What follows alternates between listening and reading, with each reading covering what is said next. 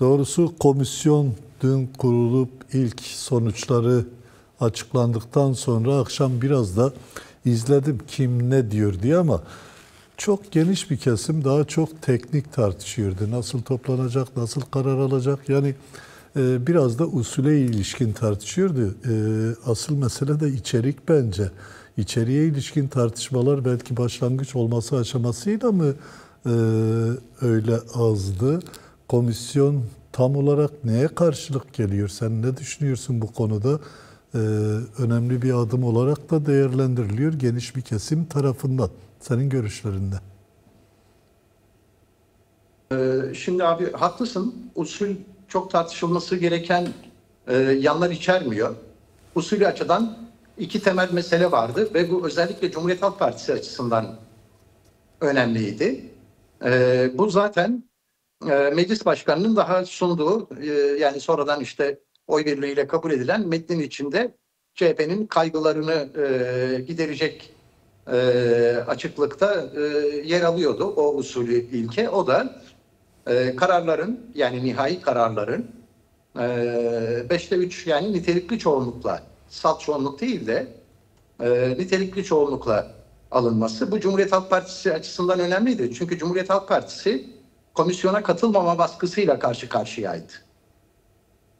Komisyona katılmanın işte iktidarın bir tuzağı olan, bu sürecin de tek hedefi olan iktidarın arzuladığı anayasayı yapma ve işte Erdoğan'ın bir daha seçilmesini sağlamayı getirecek bir adım olduğunu, asla katılmaması gerektiğini söylüyorlardı. Partinin içerisinde de bu tür fikirlere sahip ve etkisi azımsanmayacak isimler var. Hani Bolu Belediye Başkanı, Afyon Belediye Başkanı, Ankara Belediye Başkanı gibi kamuoyunca bilinenler dışında bilinmeyenler. Ayrıca CHP tabanına etki eden, aslında CHP'li olmayan, hatta CHP düşmanlığıyla ünlü birçok kanaat mühendisi ve bunların yayınları sahne alıyordu. Sözcü gibi, CHP'nin kendi yayını gibi görülen Halk TV'ye çıkan birçok eski ülkücü, İYİ Partili vesaire gibi isimler böyle bir baskı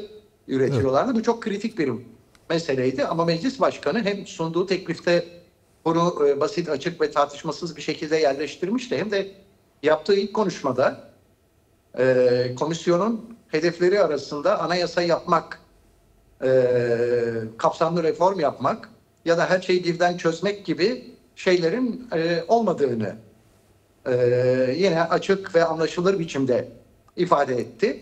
Dolayısıyla biz usulden çok içeriğin önemli olduğu, usulün de işte sadece bu noktada bir önem arz ettiği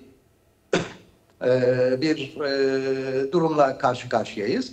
Cumhuriyet Halk Partisi'nin katılımıyla ve meclisteki diğer hem grubu olan ve olmayan partilerden temsilcilerin katılımıyla da gerçekten yüksek temsil kabiliyetine sahip bir meclis komisyonu oluştu. Bu bildiğimiz klasik araştırma, soruşturma ya da işte yasa yapma prosedürlerinde yer alan komisyonlardan farklı.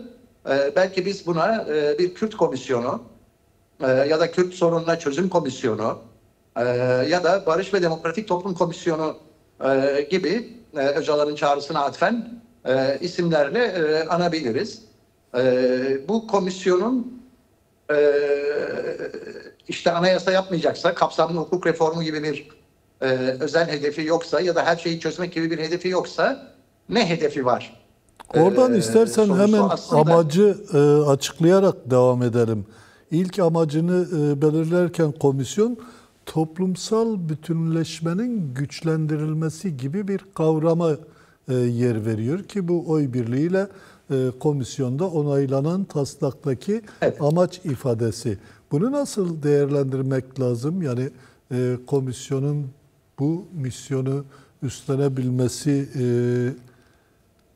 tam olarak neye karşılık geliyor?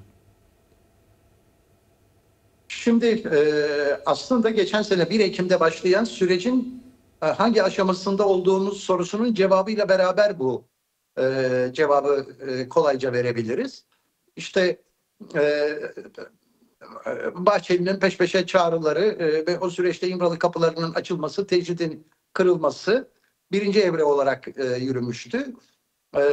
PKK lideri Abdullah Öcalan'ın 27 Şubat'taki tarihi çağrısı ikinci evre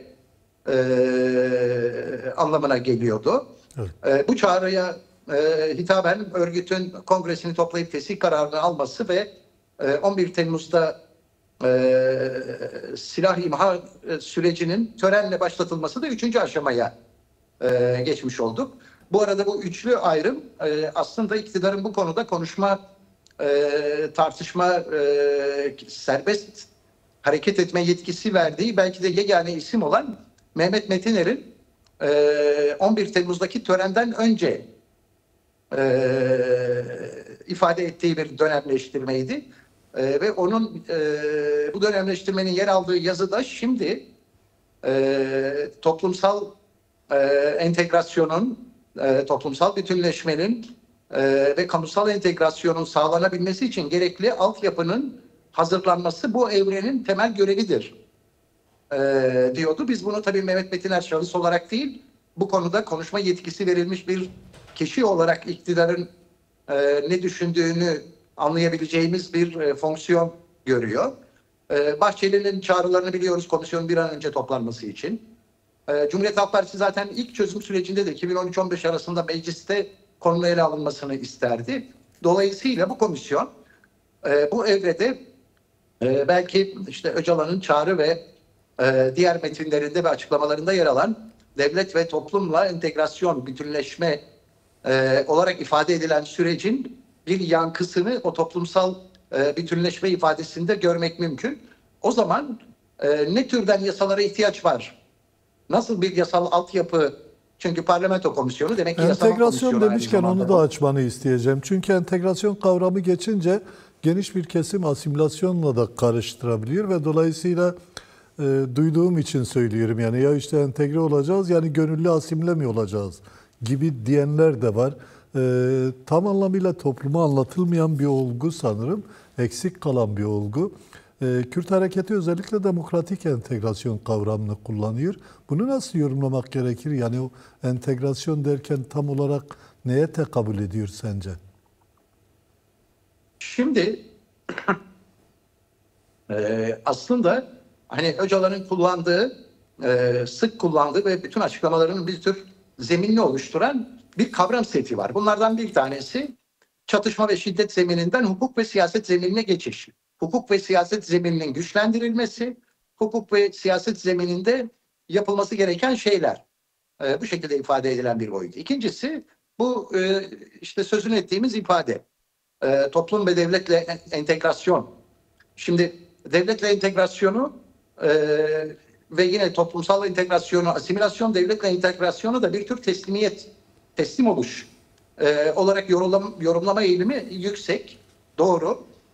Fakat aslında devletle entegrasyon hem Kürtler açısından devletle kurulan ilişkilerde ve doğrudan devlet kurumları ya da devlet kurumlarıyla bağlantılı kurumlar arasındaki ilişkilerin haklılığı ve meşruiyeti anlamına geliyor. Bunun aslında en önemli örneği belediyeler. Belediyeler birer kamu kurumudur, birer devlet kurumudur. Ama aynı zamanda yönetimleri seçimle yani halkın oylarıyla belirlenen kadrolar tarafından yapılır. Belediyelere ilişkin biz ne biliyoruz? Seçim oluyor, Kürtler oy veriyor. İşte belediye başkanını, meclis üyelerini seçiyor. Onlar idareyi oluşturuyor, çalışmalar yapılıyor. Peşinden tamamen hukuksuz bir biçimde işte kayyum atanarak, başkanlar görevden alınarak, hapse atılarak, görevden alma ile de getirilmeyerek süreç getiriliyor. Şimdi devletle entegrasyon dediğimizde devletin bu süreçlere müdahale etmemesinin de içerildiği bir anlayışı düşünmek gerekiyor. Toplumsal entegrasyonsa aslında fiziki bir iç içe geçme var. Bugün Türkiye'nin Kürtlerin en yoğun yaşadığı, Kürt nüfusunun en büyük olduğu şehirlerin ilk sıraları Kürdistan'da değil. İstanbul birkaç Diyarbakır büyüklüğünde Kürt'ün yaşadığı bir şehir. Bir değil, birkaç Diyarbakır. Keza İzmir, Ankara işte en az bir Diyarbakır kadar Kürdün yaşadığı yerler. Adana'yı, Mersin'i, Antalya'yı, Aydın'ı, Muğla'yı, Bursa'yı, hani çok batılı bilinen değil mi? Antalya, Bursa, halbuki Bursa Kürtlerin %10 oy alabildiği, milletvekili çıkarabildiği. Muğla keza öyle, Aydın keza öyle. Yani bir toplumsal iç içe geçiş var. Bütün tartışmalardan, siyasi, tarihsel, çatışmalardan filan azade bir şekilde. Şimdi burada Kürtlerin bulunuşu sürekli potansiyel terör üyeliği ve terör üretme imkanı olarak, potansiyeli olarak görülen, efendime söyleyeyim, işte eşit olarak tanınmayan ve kabul edilmeyen, bu çerçevede eşitlik olmayınca özgürlük zaten sıkıntıya giren bir meseledir. Özgürlükleri tanınmayan bir dağılımdan bahsediyoruz. Edirne'den başlayın, işte Ankara'ya kadar, yani Kürt illeri diyebileceğimiz yerlerin dışındaki yerlerdeki durumu öncelikle söylüyorum. Peşinden Kürt illere bakışı bakın. Hani işte hala bir memuriyet kusurunun cezası işte Şırnak'a, Hakkari'ye sürülmek olarak açık biçimde dillendiriliyor. Haritadan yer beğen lafı geçiyor. Yine buralar medeniyetin uğramadığı yerler olarak, yani hem bir etnik aşağılama, etnokültürel aşağılama, hem de bir fiziki, coğrafi olumsuz anmayla birlikte anılıyor. Şimdi bu süreç tamamlandığında, yani çatışma ve şiddetten hukuk ve demokrasi zeminine geçildiğinde, hukukun üstünlüğüne yönelik adımlar atılıp demokrasinin açılmaya başlandığı, demokrasi imkanlarının kullanılmaya başlandığı bir durumda biz öncelikle eşitliğe doğru bir gidişi bekleriz. Kürtlerin hem kendi temsilcilerinin seçtiği yetkililerin kamusal planda ve devleti yönetenler nezdinde meşru ve dokunulmaz olarak tanınması ve kabul edilmesi, hem de Kürtlerin yaşadıkları ve bulundukları yerlerde hak ve özgürlüklerini kullanarak işte örgütlenme, kendini ifade etme, dilini öğrenme ve kullanma, öğretebilme, bütün bu özgürlükleri kullanarak var olmalarını sağlayacak süreçlerin, yani bütünleşme, bu iç içe geçmenin fiziki ama tehlikeli durumundan, çünkü her an toplumsal çatışma potansiyeli var burada ve bunu kışkırtan kişiler var. Son dönemdeki Kürt düşmanlarına çok dikkat etmek lazım.